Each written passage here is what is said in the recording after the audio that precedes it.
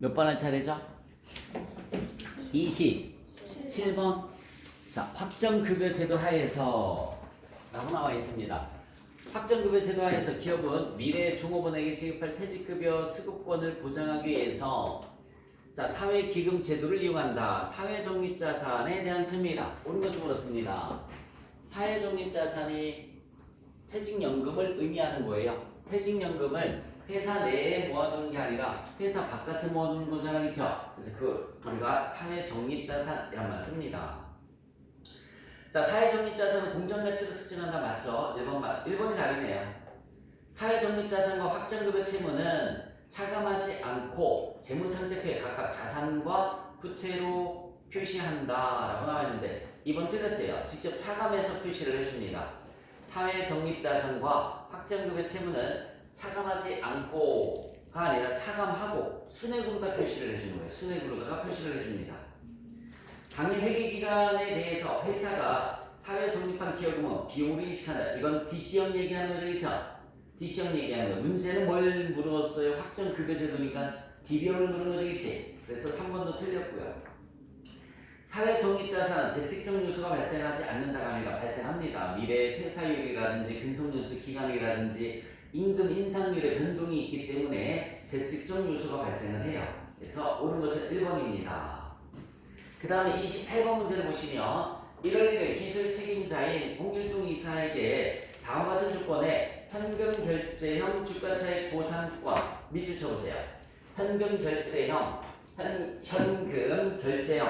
주가차익 보상권 3만 개를 부여하였다. 자, 밑줄 쳤어요? 매년 말 공정가치로 받아 적어주세요. 매년 말 공정가치로 주식 보상 비용을 인식한다. 매년 말 공정가치로 주식 보상 비용을 인식한다. 주식 보상 비용을 인식한다. 자, 여러분들 거기 디귿은 뭐예요? 초의 공정가치죠, 그쵸? 초가 아니라 내가 방금 매년 말이라고 그랬죠, 그쵸? 매년 말 공정가치로 주식 보상 비용을 인식한다라고 했어요. 자, 2001년도 말 공정가치가 15만원 나와 있습니다. 그럼 15만원 곱하기 3만개 15만원 곱하기 3만개 그리고 근속 기간이 몇 년이라고 했습니까? 의무적으로 근무할 수 있는 기간이 3년이죠.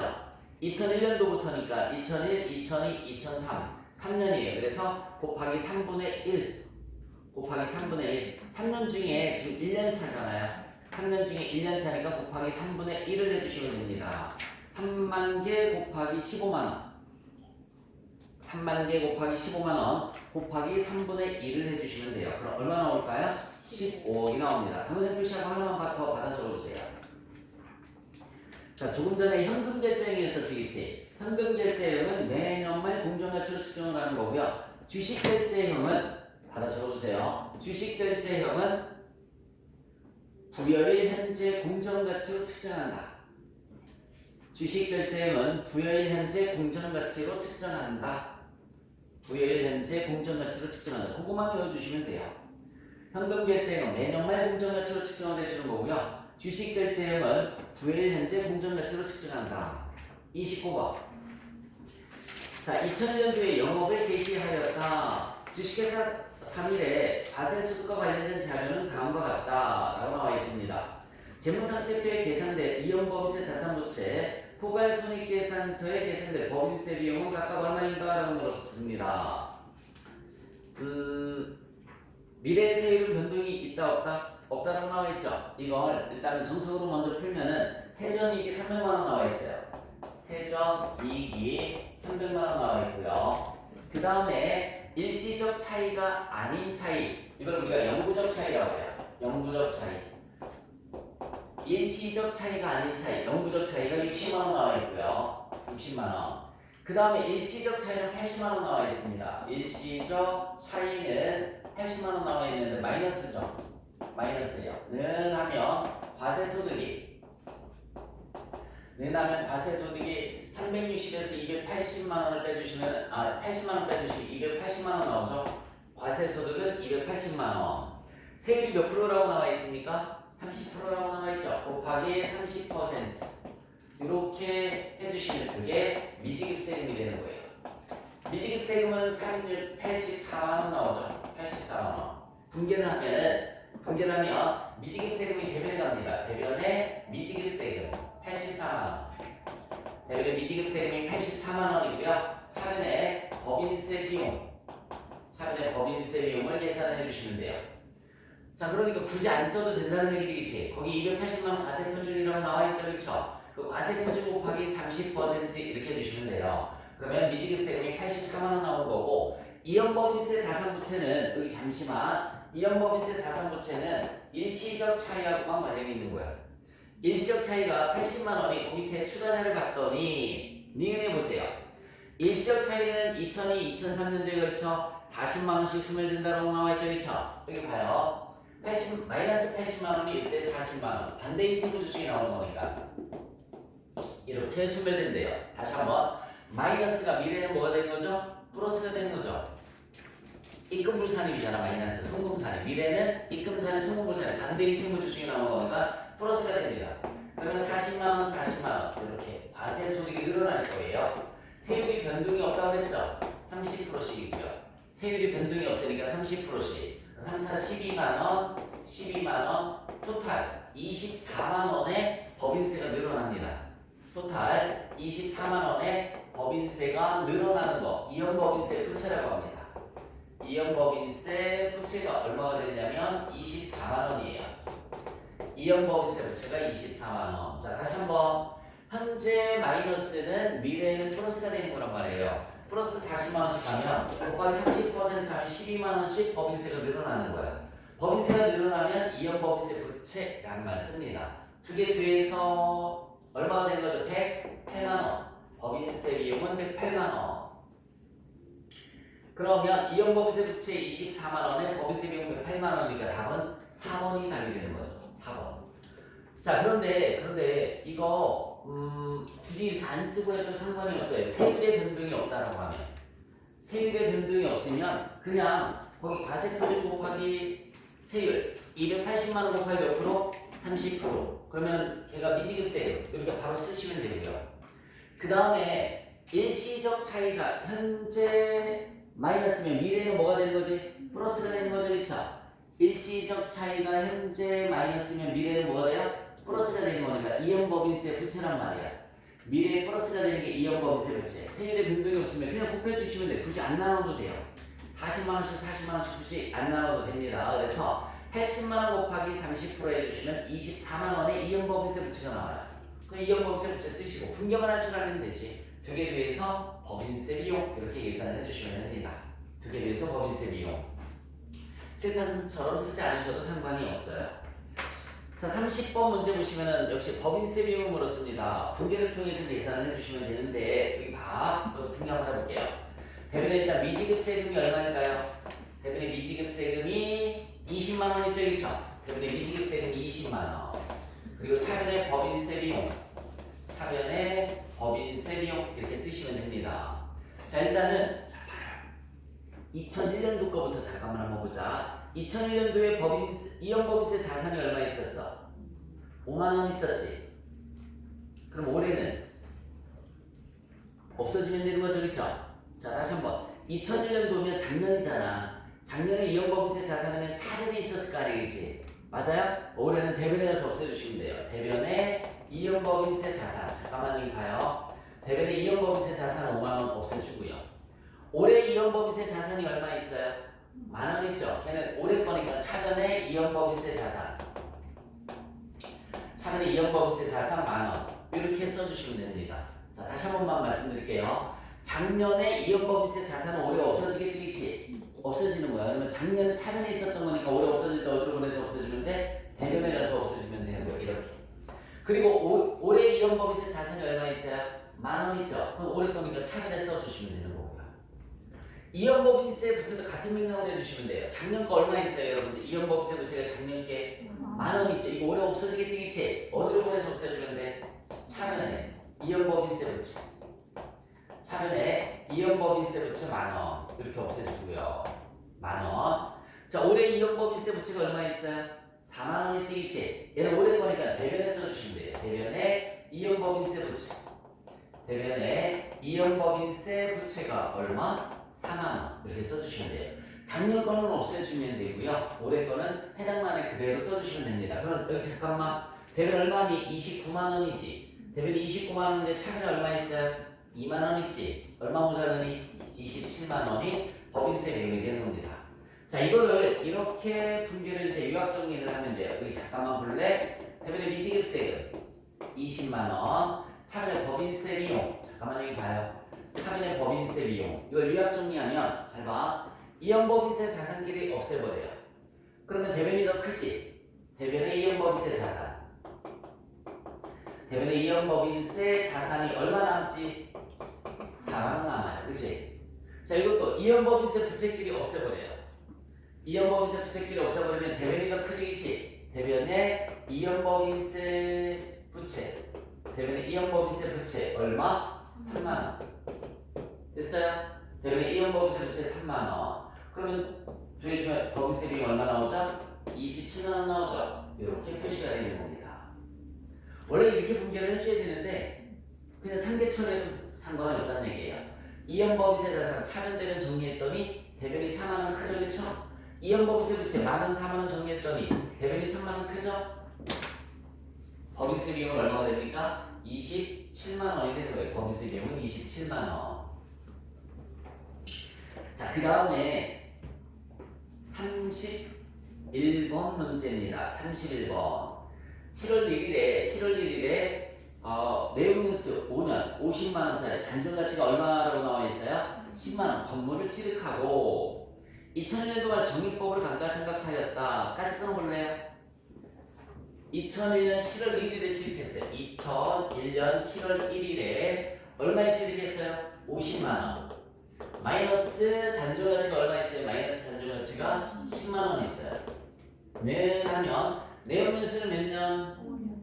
몇 년? 5년이에요. 내용연수는 5년. 그럼 얼마 나올까요, 여러분? 50에서 10만 원 빼면 40만 원 나오고요. 40만 원 나오면 5년이면 8만 원 나오는데 잠깐만, 얘가 몇 년분이니? 1년분이죠. 그러니까 곱하기 몇 분이면 12분의 6. 그래서 얼마 나옵니까? 4만 원이 감가상각 누계액이 되는 거죠. 감가상각 누계액이 4만 원. 자, 2001년 7월 1일에 자, 감가상각비 취득한 거 계산을 하면은 7월 1일에 취득했으니까 6개월치만 계산해 주면 되는 거잖아요. 그렇죠? 8만 원 곱하기 12분의 6 해서 4만 원이 계산이 됐습니다. 그런데 주식회사 3일은 건물에 내재된 미래 경제적 효익에 예상되는 소비 형태를 반영하기 위해서 2002년도 초부터 그 다음 년도 초부터 감가상각 방법을 무슨 법으로 변경을 했어요? 연수합계법으로 변경을 했습니다. 여러분, 감가상각 방법을 변경하는 것 정책의 변경일까요? 추정의 변경일까요? 추정의 변경이에요. 추정의 변경은 전진법을 쓰나요? 소급법을 쓰나요? 전진법을 쓴다고 했죠, 그렇죠? 자, 그러면 잘 봐요. 2002년도 초에 정의법에서 무슨 법으로 바꿨어요? 연수합계법으로 변경을 했습니다. 변경을 했어요. 이거는 추정의 변경이에요. 추정의 변경이기 때문에 무슨 법을 써줘야 되냐면 전진법을 써요. 추정의 변경은 전진법을 씁니다. 전진법. 그래서 그러면 초에 분개를 하지 않습니다. 전진법은. 2002년도 초에 바뀐 거에 대해서는 전진법은 분개를 하지 않고 언제 분개를 하냐면 2002년도 말에 연수합계법으로 그냥 계산해 주시면 돼요. 이게 전진법이에요. 자, 다시 한번 과거는 과거대로 인정을 해주는 거야. 2002년도 초에 분개했어요? 안 했어요? 안 했죠, 그쵸? 이거 뭐 할 필요 없다는 얘기예요. 전진법이니까. 2002년도 말에 연수합계법으로 바꿨다고 그랬죠? 연수합계법 공식이 뭐냐면 취득원가, 여기 봐요. 취득원가 마이너스 잔존가치 곱하기 내용연수 합계분의 잔존 내용연수 이렇게 해주시면 돼요. 잔존 내용연수 이렇게 하면 감가상각비가 계산이 될 겁니다. 밑에 건 지워도 되죠? 2002년도 말에 취득원가 마이너스 잔존가치 곱하기 내용연수 합계분의 잔존 내용연수예요. 자, 그러면 취득원가는 얼마로 봐야 주의일까? 거기 봐요. 잔존가치 내용연수는 몇 년? 3년. 잔존가치는 없다라고 나와 있습니다. 자, 여기 잠깐만 볼까? 취득원가 얼마? 취득원가 얼마 쓰나요? 50만. 아니요. 50에서 4만원 가치가 떨어졌잖아요. 빼서 얼마? 46만원이야. 46만원. 요거 중요한 거라고요. 내용연수 변경했다. 내용연수도 변경했고, 감가상각 방법도 변경을 했는데 무슨 법 쓰라고 그랬어? 전진법. 그 과거는 과거대로 인정을 해주는 거라고 그랬죠. 그럼 50만원에서 4만원만큼 빼서 장부가액이 취득원가가 되는 거예요. 46만원 마이너스 잔존가치 없죠? 곱하기 내용연수 합. 내용연수가 3년이니까 1 플러스 2 플러스 3을 해주시면 돼요. 그럼 얼마 나오지? 6분의 잔존 내용연수 첫 번째니까 3 이렇게 해주시면 되는 겁니다. 그럼 23만원이 나오네요. 23만원이 감가상각비가 되는 거죠. 23만원이 감가상각비가 되는 거예요. 자, 물음이 감가상각비를 물은 게 아니지. 근데 뭘 물었어요 여러분들? 장부금액을 물었죠. 장부금액은 여기 잠깐만 보게 들어올래? 장부금액은 취득원가 마이너스 감가상각 누계액이에요. 취득원가 마이너스 감가상각 누계액, 얘가 장부가액이 됩니다. 얘가 장부가액이 돼요. 과거는 과거대로 인정하고 그냥 패스하면 된다고 했죠, 그렇죠? 자, 여기서부터 새로 따지면 되는 거예요. 취득원가 얼마예요? 46만원이고 이번에 얼마 가치를 누락했어요? 23만원. 그래서 장부가액은 얼마가 되는 거지? 23만원이 되는 거죠. 장부가액은 23만원. 됐어요? 또는 선생님 50만원부터 해도 안 되나요? 여기 봐봐. 취득원가 얼마예요? 50만원이지, 그치? 맞아요? 지금까지 감가상각 누계액이 토탈 얼마 있어요? 27만원이죠, 그쵸? 하잖아. 여기서 4만원, 여기서 23만원 되면 27만원이죠? 그래도 장부가액은 얼마 나옵니까? 23만원이 나오죠. 시험 문제가 감가상각비를 물을 수도 있어요. 감가상각비를 물을 수도 있고 장부가액을 물을 수도 있습니다. 장부가액을 물을 수도 있어요. 여기서 장부가액을 물었으니까 얼마가 답이 되냐면 23만원이 되는 거예요. 23만원. 그 다음 문제 보자. 주식회사 3일에 2000년도 가중평균 유통보통 주식수는 몇 주라고 나와 있어요? 3000주이다. 주당 순이익은 얼마였었는데? 6,000원. 희석 당기 순이익이 1925만원이며 잠재적 보통 주식수는 500주일 때 희석 주당 순이익으로 가장 옳은 것을 물었습니다. 뭐 다 나왔는데 뭐 당기 순이익, 희석 당기 순이익이 얼마? 1925만원 나왔죠? 1925만원 나누기 1925만원 나누기 주식이 몇 주 있어요? 3000주가 있는데 잠재적 보통 주식이 또 몇 주 있다고 나와 있어요? 500주. 3500주로 나눠주면 돼요. 3500주로 나눠보세요.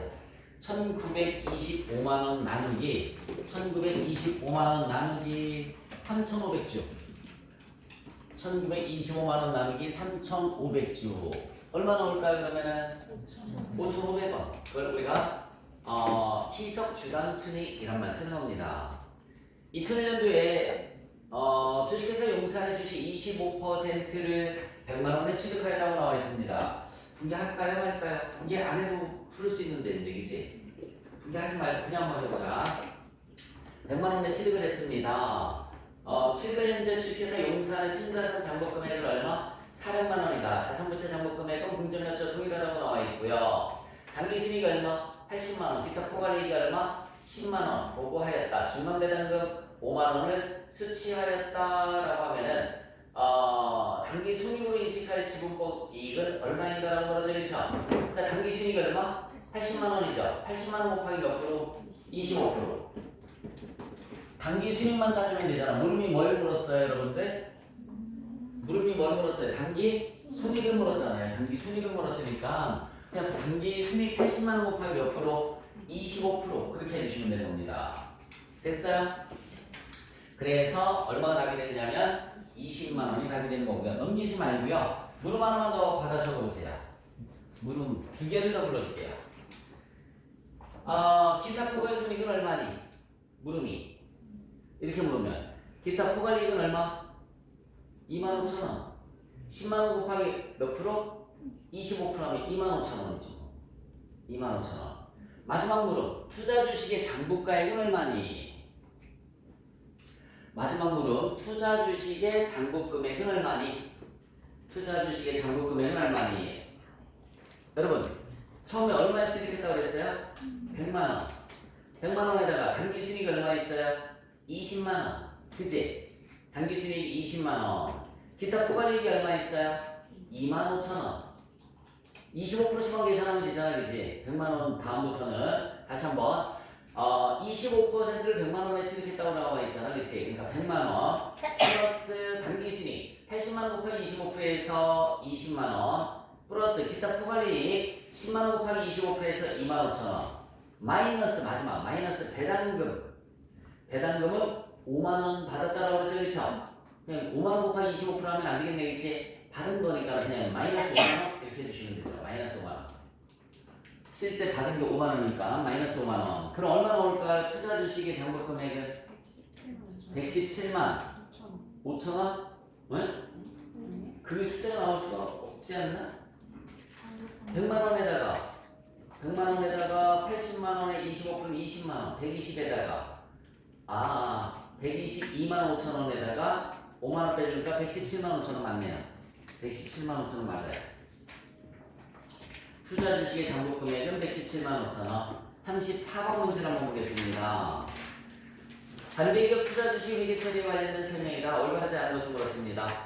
취득한 시점에 취득원가를 기록하는 거 맞죠? 투자 기업으로부터 배당금 수취 시 투자 수익을 인식함으로까지는 맞지? 투자 주식 계정이 증가하는 거야, 감소하는 거야? 감소한다 그랬죠. 우리 배당금 붕괴만 보기도 해봐요. 차변에 현금 대변에 뭐라고 했어요? 투자 주식 배당금 받았을 때 붕괴입니다. 배당금 받았을 때 붕괴는 차변에 현금 대변에 투자 주식 이렇게 감소시킨단 말이에요. 투자 주식 계정을 감소시키는 겁니다. 이번에 틀렸어요. 관계기업에 대한 영업권의 상각은 허용되지 않습니다. 우리 영업권은 상각하지 않습니다.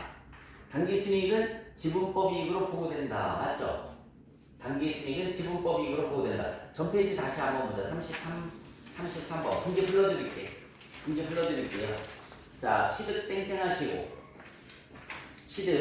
하시고 차별의 투자 주식 100만원 투자 주식 100만원, 대변에 현금 100만원. 자, 두 번째 순이익 땡땡 하시고요. 땡땡 했어요? 차변에 투자 주식 20만원, 대변에 지분법 이익이라고 합니다. 대변에 지분법 이익이 20만원. 지분법 이익이 20만원. 자, 세 번째 기타 포괄 땡땡 하시고 자, 10만원에 25% 25,000원만큼이라고 그랬죠? 차변에 투자 주식 25,000원. 대변에 지분법 자본변동이라는 말을 써요. 대변에 지분법 자본변동 25,000원. 차변에 투자 주식 25,000원, 대변에 지분법 자본변동 25,000원. 됐지요? 마지막 배당금 붕괴. 차변에 현금 5만원. 왜 5만원에는 곱하기 25%를 안 하냐면 배당금으로 보고받았다가 아니라 수취하였다 이렇게 나와 있잖아요. 그렇죠? 아까 당기순이익처럼 여러분 당기순이익이나 기타 포괄이익처럼 보고하였다라고 나오면 곱하기 25%를 해야지, 그치? 근데 거기는 뭐예요? 배당금은 수취하였다라고 나와있지? 그러니까 곱하기 25% 하면 안 되죠, 그렇죠? 차변에 현금 5만원, 대변에는 배당금 수익이 아니라 투자 주식 5만원. 이렇게 투자 주식 계정을 감소시키는 겁니다. 투자 주식 5만원. 자, 넘어가서 35번 문제 보겠습니다. 34번 이론 문제 때문에 내가 붕괴 다시 불러드린 거예요. 기계장치를 2,500달러에 구입하였다라고 나와 있습니다. 환율은 다음과 같다. 여러분, 물음이 뭘 물었어요? 2001년도 말에 외화 환산 이름으로 적있죠? 맞니? 2001년도 말을 물었어요. 그러면 3월 30날 환율이 얼마였었는데? 1,000원이었었는데 1,200원으로 얼마만큼 늘어났지? 200원만큼 늘어났죠? 손실이다, 그치? 200원 늘어났으니까. 200원 곱하기 몇 달러? 2,500달러 해주시면 50만원 손실이죠? 외화 환산 손실. 외화 환산 손실 50만원. 4번이 답이에요. 물음 하나만 더 적어보실래요? 물음 하나. 2002년 4월 1일에 2002년 4월 1일에 외환 차손익은 물음 표시. 외환 차손익은 물음 표시. 얼마일까요? 여러분 2001년 12월 31일에 환율이 1달러당 1,200원이었지. 맞아요? 근데 돈 줄 때 환율은 얼마예요? 1,100원 줬지. 얼마 이득 봤어? 100원 이득 봤지. 100원 곱하기 몇 달러? 2,500달러. 25만원 이득 봤죠, 그쵸? 외환 차익 25만원. 외환 차익 25만원이 됩니다. 외환 차익 25만원. 다시 한번 말씀드릴게요.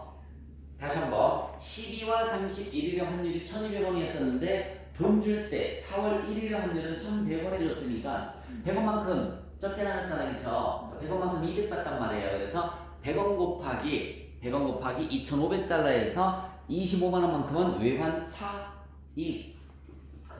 외환 차익. 결산 때는 뭐라고요? 외화 환산 이익이란 말 쓰는 겁니다. 결산 때는 외화 환산 이익, 환산 손실이라고 하고요. 돈을 주고받을 때는 외환 차익, 차손이란 말 쓰는 거예요. 자, 어쨌든 35번의 답은 4번이 되겠습니다.